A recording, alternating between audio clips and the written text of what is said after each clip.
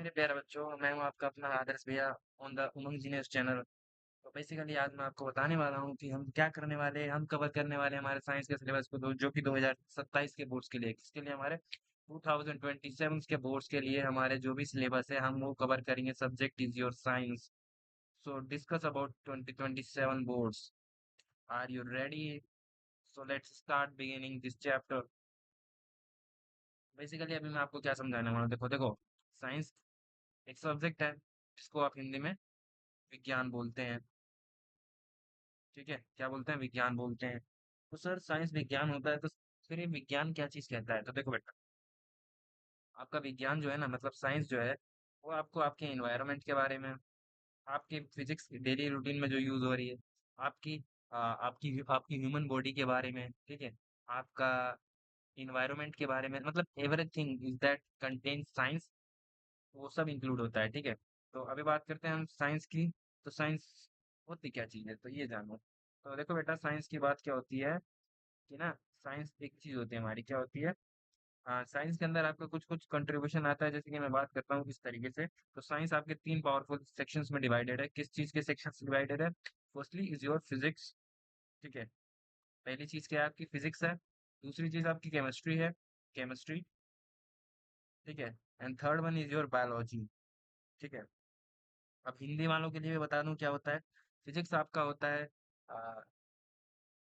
Physics Hindi में याद नहीं आ रहा। केमिस्ट्री को रासायनिक विज्ञान कहते हैं, बायोलॉजी को जीव विज्ञान कहते हैं।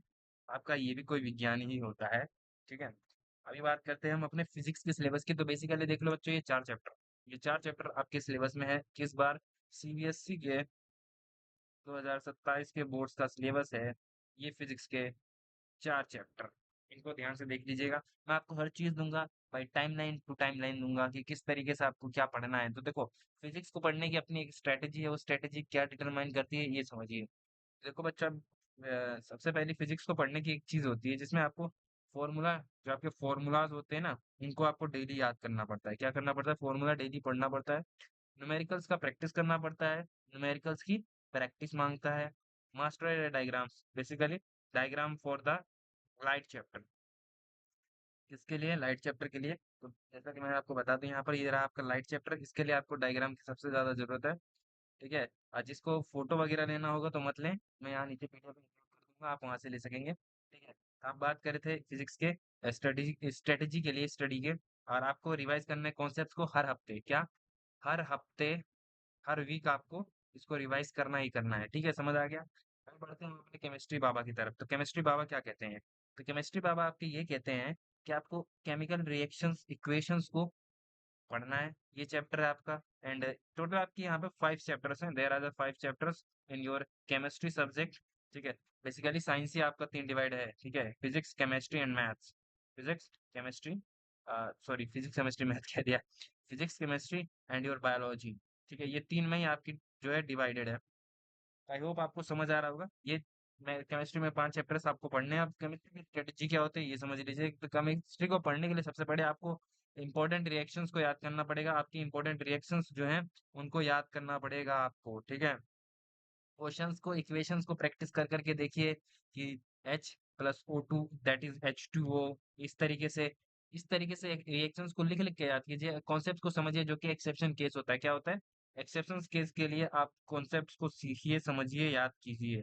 और हाँ, इनका एक रिवीजन नोट जरूर बनाइएगा। हर चैप्टर का एक अपना रिवीजन नोट होना चाहिए, सिंगल पेज का। तो इसके आगे बढ़ने के लिए बायोलॉजी के पहले मैं आपको कुछ एक चीज बताना चाहूंगा। तो देखो, अगर आपको किसी भी तरीके का कोई भी डाउट है तो आप यूट्यूब पर जाकर इस चैनल को सर्च कीजिए और आप हमारे चैनल पर आ जाएंगे। यहाँ पर आपको हर सब्जेक्ट की रैपिड रिवीजन, यानी कि 10 मिनट्स में आपको चैप्टर पढ़ने और रिवाइज करने की पूरी पूरी प्रोबेबिलिटी प्रोवाइड होती है। वन शॉट देखना, अगर आपको सिर्फ सिलेबस को एक बार ओवरव्यू करना है तो आप वो भी कर सकते हैं। दैट इज योर 50 मिनट्स का हम आपको ओवरव्यू देते हैं हर चैप्टर का। जैसे 50 मिनट्स में हो सकता है, 30 मिनट्स में हो सकता है।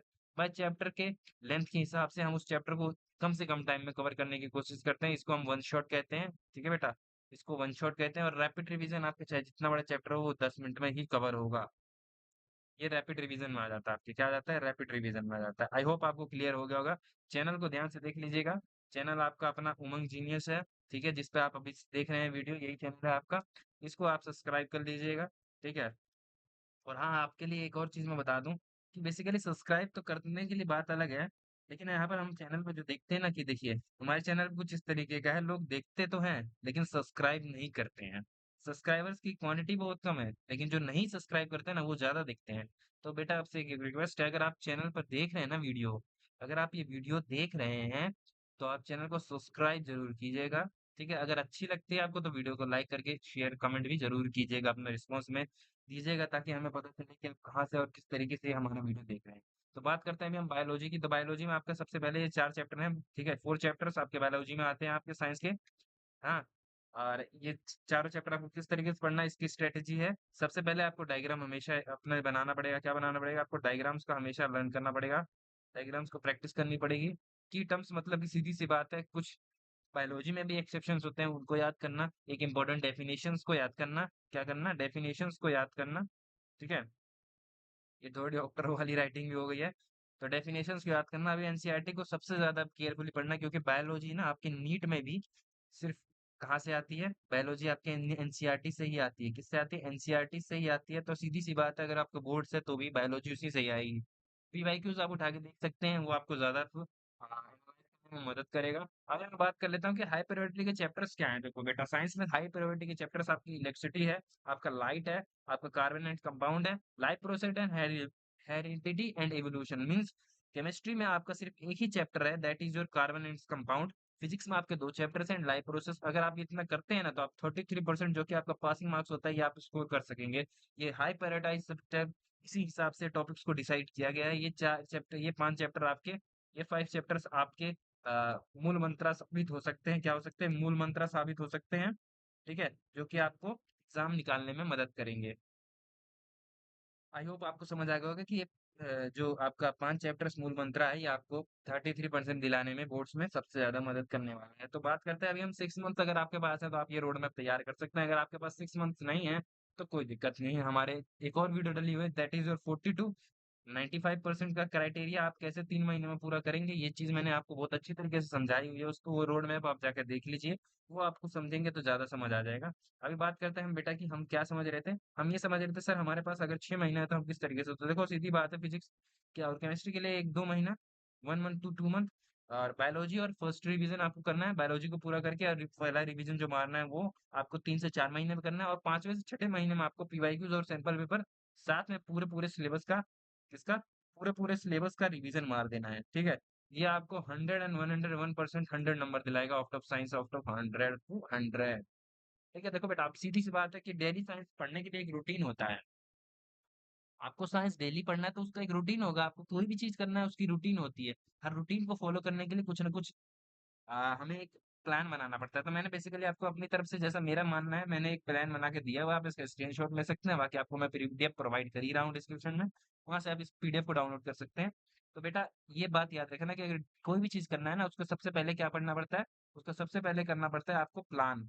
क्या करना पड़ता है? प्लान डिसाइड करना पड़ता है, ठीक है? आपको प्लान जो है वो डिसाइड करना पड़ता है कि आप देखो, जैसे मैंने बताया आपको 2 घंटे में आप अपने कॉन्सेप्ट्स को क्लियर कीजिए, 1 घंटे में आप क्वेश्चन पेपर्स को प्रैक्टिस कीजिए, 30 मिनट्स में आप रिविजन को वापस कीजिए। अगर आपको यहाँ पे क्वेश्चन में कोई भी रॉन्ग हो रहा है ना, तो आप उसका रिवीजन आधे घंटे में अगले करिएगा, ठीक है? उससे ज्यादा याद रहेगा। अगर गलती करके आदमी सीख रहा है ना तो वो ज्यादा समय तक याद रहता है।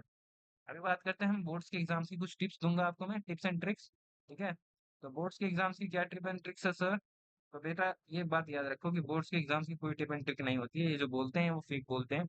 आपको सबसे पहली चीज एनसीईआरटी सबसे ज्यादा जरूरी है, फिर प्रैक्टिस करना है आपको, फिर डायग्राम नीट एंड क्लीन बनाना है। तो सीधी सी बात है, मैं यहाँ समझाता हूँ आपको। देखो, आपको सबसे पहले एनसीईआरटी करनी है, ठीक है? सिलेबस को पूरा करने के लिए आपको सबसे पहले एनसीईआरटी रटनी है, खत्म करनी है, समझना है। और ये बात याद रखना, वर्ड टू वर्ड नहीं रटना है, अंडरस्टैंडिंग क्लियर करनी है। आप रेफरेंस यूज कीजिएगा, ठीक है? अगर आप एनसीईआरटी को समझ ही लेंगे ना, तो आपको रेफरेंस यूज करेंगे तो वो आसानी भाषा में समझ आ जाएगा। वो कहेंगे आप हलुआ है, ठीक है? मेरी बात समझ रहे हैं ना? उसका फिर आपको पीवाईक्यूज को प्रैक्टिस करना है मेरे भाई। देन आपको डायग्राम्स की प्रैक्टिस करनी है, ठीक है? एंड हाँ, फिजिक्स के लिए फॉर्मूला शीट बनाइएगा, ठीक है? फिजिक्स के लिए फॉर्मूला शीट बनाइएगा, केमिस्ट्री के लिए 1 पेज रिवीजन, ठीक है? हर चैप्टर को 1 पेज पे उतार देना बाबू। और सेम एज अ बायोलॉजी के लिए भी यही करना है, ठीक है? बाकी वीकली टेस्ट हमारे चैनल पर प्रोवाइड होता रहेगा, क्विज़ेस प्रोवाइड होते रहेंगे, आप उससे पार्टिसिपेट करके अपने प्रोग्रेस को चेक कर सकेंगे, ठीक है? तो बात करते हैं अभी हम विनिंग फॉर्मूला क्या है बेटा, तो विनिंग फॉर्मूला आपके सामने जस्ट इस तरीके से कॉन्सेप्ट अगर क्लियर है, प्रैक्टिस है, रिवीजन है, तो बोर्ड के एग्जाम्स में 100% सक्सेस है। आई होप समझ आ गया होगा। तो देखो बच्चा, keep going and consistency beats talents. आज की मेहनत आपका कल का रिजल्ट बनेगा। तो मिलते हैं अगले वीडियो में, तब तक के लिए bye bye and take care. और अगर आपको ऐसी ही स्ट्रेटेजीज वीडियोस और प्रिपेयर करना है स्मार्ट तरीके से और हाई मार्क्स को स्कोर करना है, तो आप चैनल को सब्सक्राइब कर लीजिए, that is your Umang genius. ठीक है, आप इस चैनल को सब्सक्राइब करके रखिएगा और जिस पे आप वीडियो देख रहे हैं वही चैनल है, उसको सब्सक्राइब कर लीजिएगा, बेल के नोटिफिकेशन कॉल पे सेट कर लीजिएगा। मैं बोर्ड तक आपको पूरी तरह तैयार करने की जिम्मेदारी लेकर चला हूँ, तो करके रहूंगा। चलते हैं, मिलते हैं अगले वीडियो में, तब तक के लिए bye bye and take care.